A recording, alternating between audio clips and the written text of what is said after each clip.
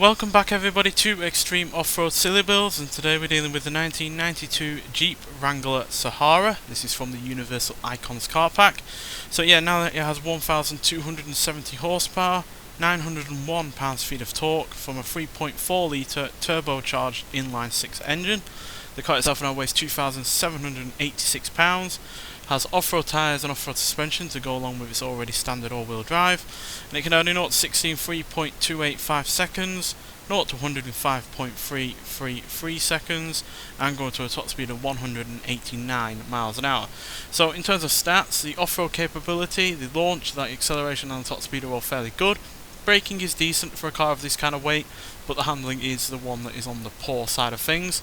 And because, you know, Wranglers were typically well known for easily being able to roll over, especially under hard driving conditions, I wouldn't be surprised if this did fall over in this video. So yeah, but I kept it as an inline 6 because that's what the original engine was, but yeah, decidedly a lot more powerful than what it was originally. Got well over 1,000 extra horsepower over stop, and yeah, this could definitely can do now 0 to 100 a lot quicker than it could ever do 0 to 60. So yeah, properly quick, and hopefully it'll be a properly quick car in terms of time as well. We've only ever had one other Jeep on this series so far, the Gladiator Rubicon, which put in a time of around 3 minutes 21 seconds, so that was reasonably quick. Hopefully this can be even faster though. Although if they use this version of the car in Jurassic Park, the whole T-Rex scene would be over in about 2 seconds flat, given how quickly this can get to 0 to 60. So it wouldn't have made for much of an action scene, that's for sure. So the big issue with this may well be the fact it's got quite a short wheelbase, so therefore it's going to be susceptible to oversteer and potentially spinning out. But no such issues so far. Oh dear, did want to meld with the ground a little bit there though. That's not something I think we've had before. I guess that shows how hard it actually did hit the ground.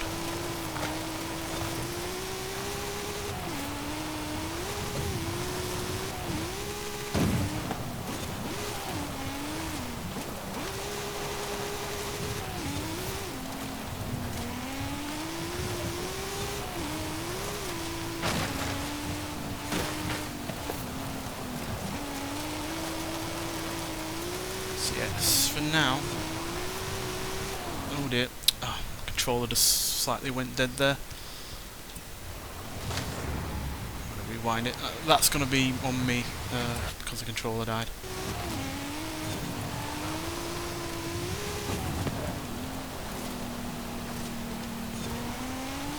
So yeah, could not be helped there. Issue I do have with this controller outside of the batteries every now and again going dead is the right trigger is a little bit sticky. So that's why we slowed down just a bit there, because I was trying to get the trigger out of the unstick it basically.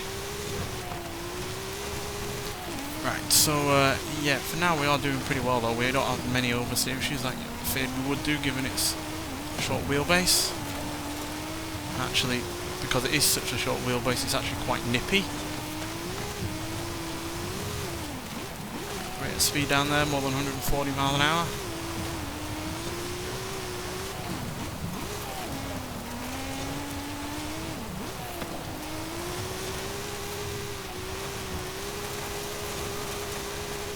So I'm pretty sure this is the most powerful engine we can put in this car, so you know, even if there wasn't the relation to, you know, originally having an inline 6 engine and now swapping in an even more powerful one, it still would have been the engine to go for.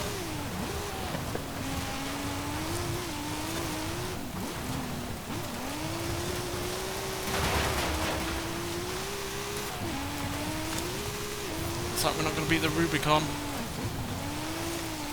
We might well beat the Envision from the previous episode. Yes, we are. So we have beaten the Hyundai Envision 74 from the previous episode, but we haven't beaten the Rubicon.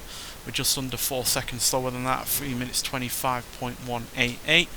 But considering this had less than 200 horsepower in its stock form, and has a short wheelbase that can easily make a car oversteer, and we obviously had to manage the power to compensate for that possibility.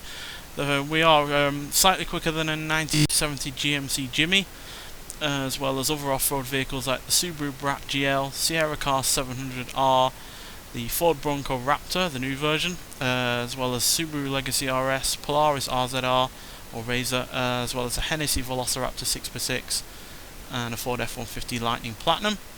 We are slightly behind our Audi RS6 Avant though, as well as the Chevrolet K10 Custom, the BMW M635 CSI and a Honda Ridgeline. So yeah, not particularly great, but considering all of the issues against it and the fact that was also the threat that it could easily roll over, I feel that it did pretty well overall, to be honest. And yeah, pretty fun to drive as well, given how nippy it is around corners and getting out of corners as well, due to all of that power and not much in the way of weight either to hold it back.